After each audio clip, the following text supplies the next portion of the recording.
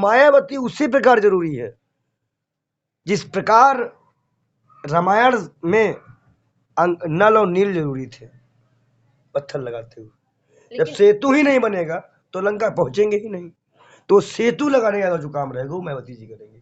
और ये बहुत जल्द एक मामला आएगा, बसपा अलायंस में होगी। इंडिया अलायंस में बसपा का होना बहुत जरूरी है, ये मैं आपको कंफर्म कर जरूरी है, क्योंकि मायावती जी एक ईमानदार नेता है, कानून व्यवस्था रखती हैं, संविधान को सर्वोपरि रखती है। इंडिया अलायंस की मजबूरी है, बसपा बहुत जरूरी है। नमस्कार। लोकसभा का चुनाव बेहद करीब है और बेहद करीब होने के बाद सियासी रणनीतियां और अखाड़े भी तैयार हैं। हर पार्टियां अपने अपने तरीके से अपने अपने वोट का इंतजाम कर रही हैं, चाहे वो जातिवाद को लेकर हो या फिर मुस्लिम समाज को लेकर। हमारे साथ आज फिर बालयोगी जी हैं। हम उनसे जानेंगे कि आखिर मायावती जी को लेकर जो सियासी अखाड़े में उलटफेर चल रहा है, आखिर वो क्या है। देखिए, राजनीतिक गतिविधियां जो हैं 2024 की, इसमें जो राहें हैं वो कठिन है, क्योंकि सामने जो सरकार है उसके पास ईडी है, सीबीआई है, चुनाव आयोग है,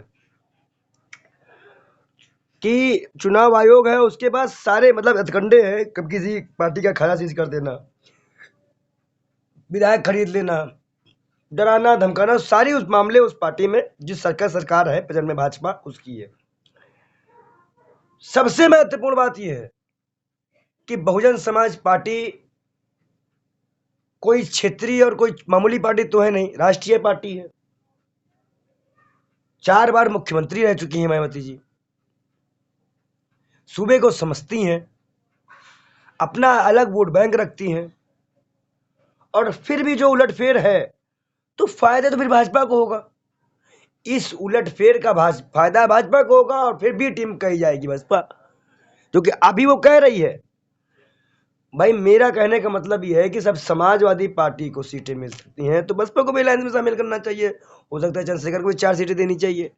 4 सीटें भाई देखिए, इस वक्त तो हमें स्वार्थ छोड़ना पड़ेगा।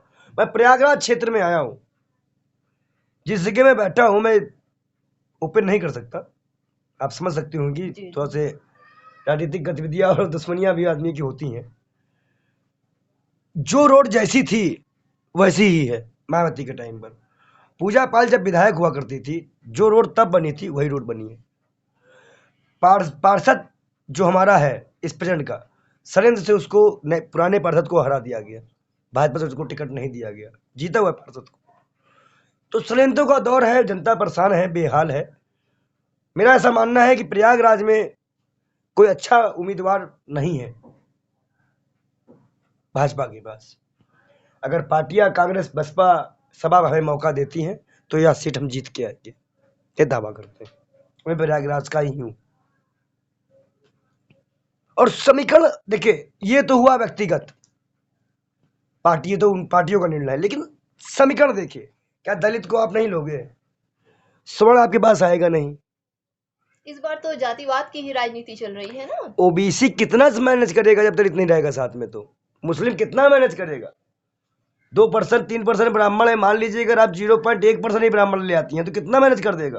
तो मायावती उसी प्रकार जरूरी है जिस प्रकार रामायण में नल और नील जरूरी थे पत्थर लगाते हुए। जब सेतु ही नहीं बनेगा तो लंका पहुंचेंगे ही नहीं, तो सेतु लगाने का जो काम रहेगा वो मायावती जी करेंगे।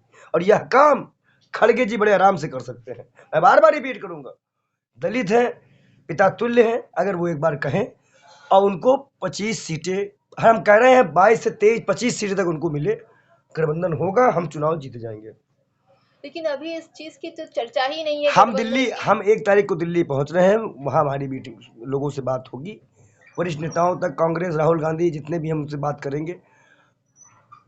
बहुत जल्द एक मामला आएगा, बसपा अलायंस में होगी। इंडिया अलायंस में बसपा का होना बहुत जरूरी है, ये मैं आपको कंफर्म कर दूं। चुनाव तो जो 19 का मतलब हम हारने का थोड़ा भी सोच में है ना, वो बसपा के नाम होने की वजह से है। बसपा इसलिए भी जरूरी है क्योंकि मायावती जी एक ईमानदार नेता है, कानून व्यवस्था रखती हैं, संविधान को सर्वोपरि रखती हैं। कानून व्यवस्था के आड़े उन्होंने राजा भैया हो, अतीक अहमद, जितने भी थे उनको टाइट किया था, और टाइट करने के बाद उन्होंने कभी कानून से बाहर काम नहीं किया। जो कानून के बाहर काम हो रहा है, इनकाउंटर हो रहा है, गोली मार दी जा रही है, बम मार दिया जा रहा है, ये चीजें नहीं होनी थी।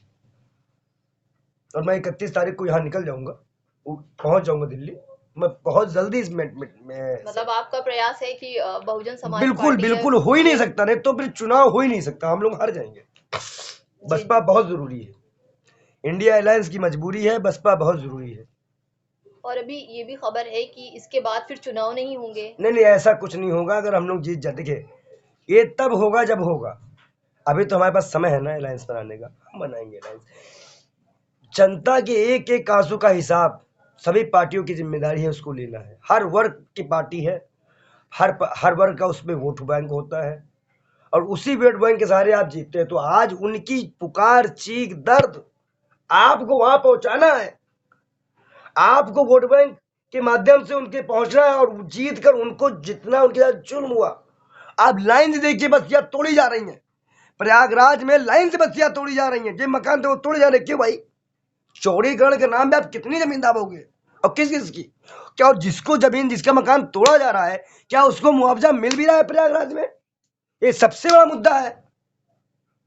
कई कई लाख के मकान तोड़े जा रहे हैं, पूरी पूरी बस्तियां उजाड़ दी जा रही हैं, लेकिन कोई सवाल नहीं उठा रहा है यहाँ पे।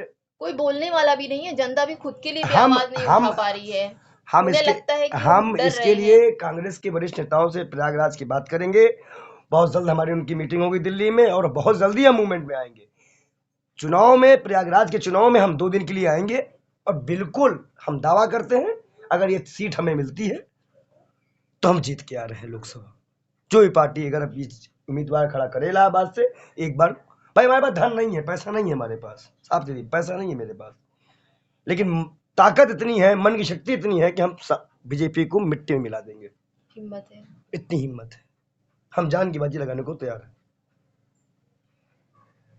और एक लाइन मैं और आपसे बोलूंगा कि अगर प्रयागराज जो खुला शहर है, वहां पे इतनी बालू माफिया, और वो बहुत तेजी, इन्होंने कहा था हम रोक देंगे, बालू खनन बहुत तेजी से हो रही, घाटों में बालू खनन बहुत तेजी से हो रही, कछुआ पकड़े जा रहे, बहुत समस्या हमको सुनने को मिली। कहते हैं यहाँ पर कानून व्यवस्था भी नहीं है, कोई एफआईआर लिखवाने जाता है तो कमिश्नरेट से आप लिखी नहीं करवा जाती लेंगे। है। अगर कमिश्नरेट जो होता है वो एक लॉ एंड ऑर्डर के तहत किया जाता है, मतलब सरकार का पिट्ठू है, लेकिन जो कमिश्नर होते थे पहले, जो जो पोस्टें थी, वो अब सरकार के अधीन हो गई है। ने पहले कमिश्नर की इतनी पावर थी कि मुख्यमंत्री को भी टाइट कर सकता था। तो बहुत सी चीजें बदलाव करके इन्होंने अपने, कहते नहीं है कि पूरा अपना जो है अपने तरफ मोड़ लेना, जो हम चाहे वो करें, वही हो रहा है, और हम होने नहीं देंगे, हम होने नहीं देंगे। सीधी बात, हम लास्ट भी आपसे यही बात कहेंगे कि हम होने नहीं देंगे। हम देख के जा रहे हैं, बहुत जल्दी इंडिया अलायंस में बसपा होगी, और हम चुनाव 2024 का पूर्ण बहुमत से जीतेंगे। इंडिया अलायंस पूर्ण बहुमत से सरकार बना रहा है 2024 में। बहुत बहुत धन्यवाद। देखा बाल योगी जी ने जो कहा, उनके पीछे बहुत सारे बहुजन हैं। बहुत सारे लोग ये चाहते हैं कि बहन मायावती जी प्रधानमंत्री बने, और उनको जिताने के लिए बाल योगी जी बहुत प्रयत्न कर रहे हैं, बहुत हिम्मत और ताकत के साथ उनको गठबंधन में लाने की कोशिश करेंगे और बात भी करेंगे। फिर देखते रहिए शहला नाहिद ऑफिशियल। खबरें अच्छी लग रही है तो लाइक शेयर सब्सक्राइब करते जाइए।